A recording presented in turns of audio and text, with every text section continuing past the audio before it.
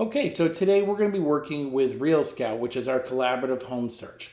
So first step is to go into your H Suite and you'll have many choices. You can go under buying and find it there, or here up at the top we have a quick link here that's titled collaborative home search. So if you click that, it'll open up a new window and take you into the Real Scout dashboard. Now, in this dashboard, you're going to see this live feed, and this is going to be everything on current searches. It's going to tell you what people have looked at, what emails have been opened, if there's been any emails rejected, and how long ago did they look at these things. So it's kind of a quick, quick look at what your clients may or may not be doing. I have the conversation over here, recently listed exclusives over here on the right, and then you have over here on the left, you have your different tabs for your different things. Okay, so the best way to do is when you have a new client and you're starting a search, is come under here to client, or you can do it at any screen really, because it's in the search screen, it's in the dashboard, it's in the clients. But if I were to click clients, up here at the top you see it says add client/alert. Okay, when you're in your clients tab, you can see all the people you may have searches started for, and then the ones in reds are ones that have been suspended, but not necessarily deleted. Okay, so for today, we're going to go up here to the right, and we're going to click Add Client Alert. So then you have two choices. Select an existing, where you can hit the drop down and pick somebody else if you want to set up a new alert from an existing client, or what we're going to do today is create a new client.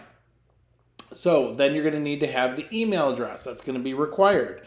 So I am going to put this for Betty Home Buyer, because I'm going to delete this later, at yahoo.com. First name Betty, last name Home Buyer. Okay. Now, you can put the phone number in here, so you just have a quick, easy reference. Hopefully you've put it into your cell phone contacts already, but you can also put in the source here. So what is the source of this? And this is great for tracking when you're looking at data and doing your business planning for the year, finding out where your business has come from. Or sometimes when you put people on a drip campaign, like a search, which is a drip campaign, you might have them for a long time. I've had a number of clients who have been home searching for 2 or 3 years because the market has either priced them out or they haven't been prepared, but it's a way for me to stay in contact with them. So maybe this is somebody from your sphere. And so I would type in sphere here, or maybe this is coming from a boost lead. And then if it is coming from a boost lead, I like to know what property it came from, because again, if you're doing this with a lot of clients, you may have 50, 60, 70 people in here on active searches. So maybe it's from 123 Main Street. Okay, I picked up a boost lead from that, whether it was my listing or another agent's listing. All right, then I'm going to create a client. Now, when it does that, you're going to get an email, so don't be surprised that that your Moxie is going to show up. Hey, you have a new client. So this, because they're all integrated. As soon as you put somebody into Real Scout, it's going to put it into your Engage CRM. Okay, so this next dialog box, engage clients and email alerts. So select an alert for Betty Home Buyer. Are we creating a listing alert here or a market activity? Okay, now either one of these is great, but for our purposes today, we're going to look at the listing alert because we're going to have an interested buyer and we want to send them active listings.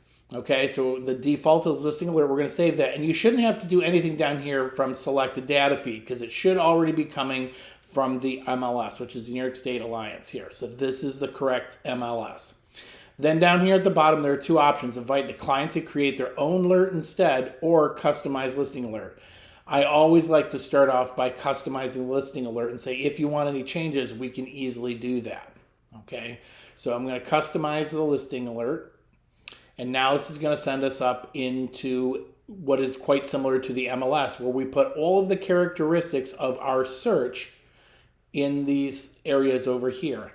Now, one word of caution, I like to start with wide searches because you are limiting parameters rather than creating parameters. So if you were wanting 2 or 3 bedrooms, I would suggest putting 2 as the minimum for bedrooms, but not necessarily putting 3 as the maximum, because maybe there's a 4-bedroom that's in the price range and would work out great, or maybe it's not really a 4th bedroom and it's a home office or something. So you don't want to limit your search too much. Okay, so we're going to pick, for the sake of today, we want to look at set all active. Okay, and you're going to see all these results will start to reduce as we start to put more restrictions on here. Property type, we're going to be looking for a single family residential. Okay. Now, property subtype, listing price, these are all things that are going to depend upon pre-qualification for your listing price. Now, again, remember what is happening in the market. Currently in a seller's market, prices are running way over the asking price. So if the listing price is $120, but we can sell, go up to $150, we need to be careful of how we look for list price, because if we can buy up to $150 and we put the list price max at $150, well, we know with what's happening is that it's going to go up to $175, $180, or beyond, depending on what you're looking at. So again, you can head off issues with your clients now by not sending them things at the top of their range because of what's happening in the market. However, devil's advocate, maybe there's a property that would be missed because it is on, it's come off of delayed negotiations, or it's been sitting on the market for a while. So there are other reasons to keep those prices in here. So for today's argument, we don't really want to look at things that are going to need a lot of tender loving care. All right, so we're going to put a minimum price of $100,000. Okay, so that'll take out a lot of properties that may end up being too small for us or may need a lot of work, and we'll put a maximum of $200 for today's argument's sake.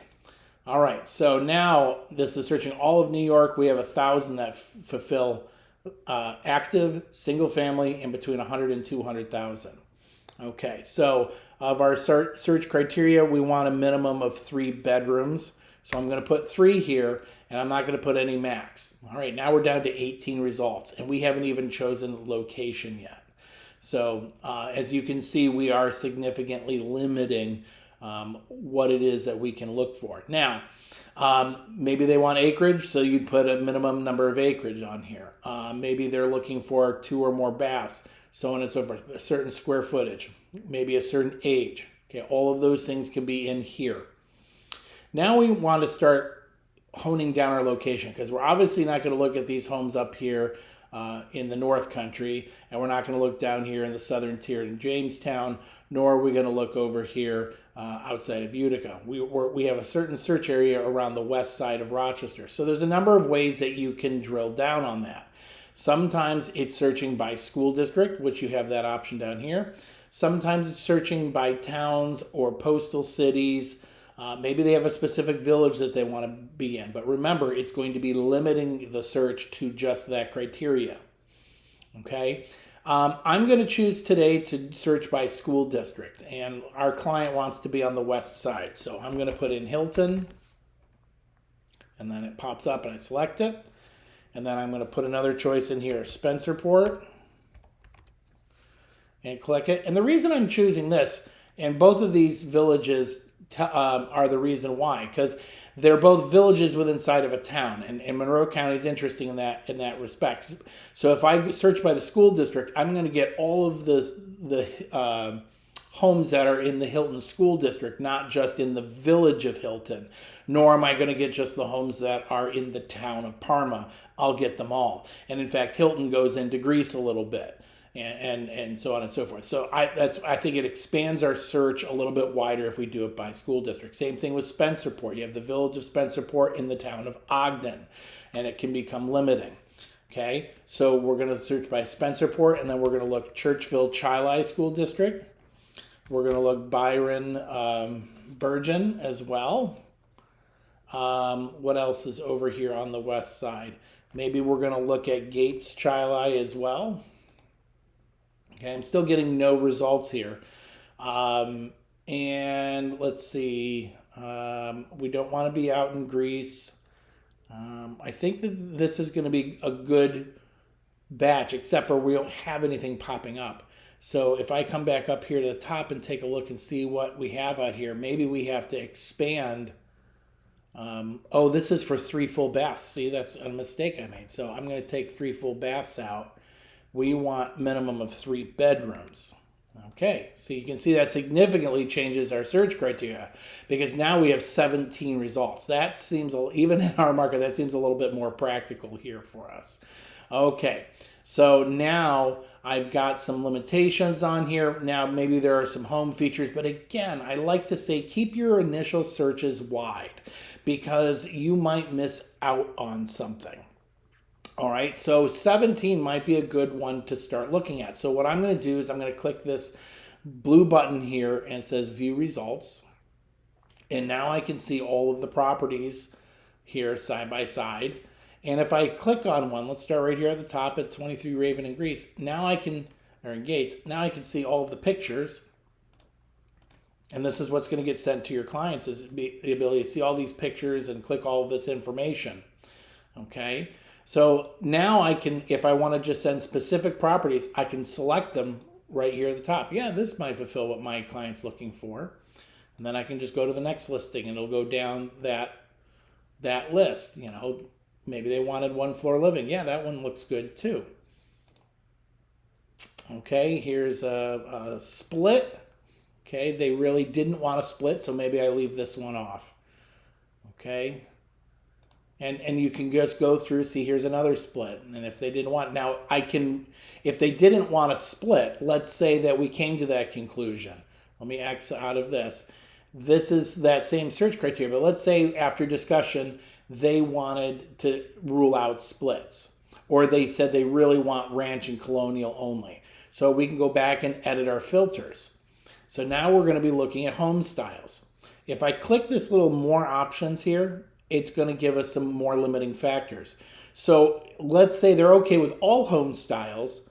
Like let's say they want to just colonial. I just click the list and I find colonial and I select it and it'll only give us the colonial choices, right? But let's say they're okay with many styles. You can either select them all or you can just limit it to not a certain style. So I'm going to click not, and then I'm going to come in here and find split level, because they decided they really don't like the look of the split level with all the extra stairs and everything. Okay, so now we're down to 11 results. All right, so let's go back to view results. All right, here we are. We've already selected a few, and now we're going to come in here and it's going to have taken out all of the split levels. See, there's a colonial, a ranch, another colonial, another ranch. So you kind of get the idea. So let's say we like all of these listings in through here. So I'm going to X back out of this and we have our list. So I can select them all and then I can send the 11 to my client, Betty Homebuyer. Adam sent you 11 listings. Good morning, Betty. I have begun your initial search for homes. Please let me know if there are any specific homes you would like more information about or would like a private showing. And then you click send now and it'll send all of those listings to your client.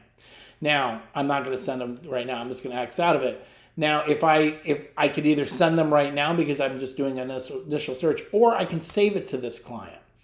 So what this will do, if I just send it, I'm sending those 11 and it's done. If I save this search criteria for my client, Betty Homebuyer here, and I can rename it whatever I want, my save search, or my initial search. All right, you can choose how often it's going to send more homes that hit the market that fall under the same criteria. You could have it set up for daily. You can have it soon ASAP, which means if they put it on at 3 o'clock in the afternoon, it's going to send them another email at 3 o'clock in the afternoon. If you do it daily, it's going to send whatever you have checked down here. Right now, the default is they're going to send every morning. You could send them morning or afternoon or however you want to set it up for the daily. If you do it as ASAP, it's going to send it as soon as it hits the market. Monthly, again, it's going to send them a whole lot monthly. Maybe they're just keeping track of the neighborhood. Or you could just disable the search, or you could use this hand-picked feature. What the hand-picked feature does is it sends you, the agent, an email that says there are more listings that qualify for your buyer on this search. And then it'll send you an email and you click right in and you can choose whether or not you want to send it to your buyer. So it gives you a chance to filter out things that might not be of interest to your buyer. Okay, and you can choose whether to set that up for daily or as soon as possible. Generally, I like to send things daily when we're in the middle of looking. That way we're hitting the market quickly and they're getting that information. Okay, so there's a couple of choices under here. You can have a copy sent to yourself. I don't necessarily suggest that because you saw how many clients I have in there. My inbox would be jammed up with these emails. You can suppress natural language intros. So I suggest to set yourself up as your own client. Maybe use another non-Howard Hanna account to send so you could see what the email looks like when it comes to you. And it has these natural language openings that are artificial intelligence like ChatGPT created that kind of makes it feel like a more customized search rather than just sending homes randomly. And you could send open house reminders before each weekend as well. So there's lots of options. And the great thing about this is it's a set it and forget it. Because when you have a large client list, you're not going to want to be spending every day going in here and searching. Because again, especially in today's market, if you're going to make money with buyers, you got to have a lot of them because there isn't a lot of inventory. So this is a time saver for you. So if you want to save this search, then you just come up here and save it. And then what it'll do is once it saves, it's going to bring up this alert again. This is the same thing we did when we hit the sent before. Send alert now with all unsent listings, which would be these 11s. You can place a subject and say initial search. And you could say, add your optional custom message here and say the same thing. Good morning, Betty. Whatever it is you want to say. And then you send now. And then that search is set up to send to your client every single day. And you don't and then if they can like or love certain things, they can not like things, and it'll help hone their search. And you can see everything that they're doing when you go back to the dashboard here.